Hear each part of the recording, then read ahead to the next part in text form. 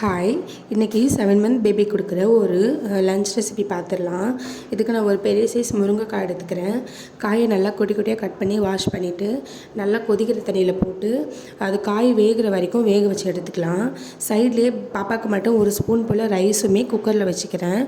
இப்போ காய் நல்லா வெந்ததுக்கப்புறமா அந்த தோல் எடுத்துகிட்டு உள்ளே இருக்க அந்த சதையை மட்டும் நம்ம எடுத்து தனியாக பிளேட்டில் வச்சு ஆற வச்சுக்கலாம். சைட்லேயே நான் வச்சுருந்த ரைஸுமே நல்லா வந்துடுச்சு. ஸோ அந்த ரைஸுமே ஆற வச்சுக்கிறேன். 2 ஸ்பூன் சாப்பாட்டுக்கு ஒரு 3 ஸ்பூன் போல் அந்த முருங்கைக்காவோட அந்த பல்ப்பை நம்ம எடுத்துக்கலாம். அப்போ கொஞ்சம் சாதம் நல்லா டேஸ்டியாக இருக்கும். இப்போ நான் இந்த சாப்பாடும் அந்த பல்ப்பையும் நல்லா சேர்த்து அடிச்சுக்கிறேன் மிக்சியில். பாப்பா சாப்பிட்ற அந்த பதத்துக்கு நல்லா அடித்து எடுத்துக்கலாம். இந்த சாதம் ரொம்ப டேஸ்டியாக இருக்கும். பேபிஸ் நல்லா விரும்பி சாப்பிடுவாங்க. நீங்கள் கண்டிப்பாக ட்ரை பண்ணுங்கள். இது நல்லா ஹெல்த்தியான ஃபுட்டு, நல்லா அயர்ன் ரிச் ஃபுட்டு.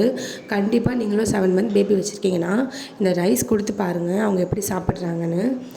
இந்த மாதிரி எம்மியான ஃபுட்லாம் உங்களோட பேபிக்கும் கொடுக்கணுன்னா என்னோடய சேனலை நீங்கள் கண்டிப்பாக சப்ஸ்கிரைப் பண்ணிக்கோங்க. நான் போகிற வீடியோஸ் எல்லாமே உங்களுக்கு 100% யூஸ்ஃபுல்லாக இருக்கும். பாய்.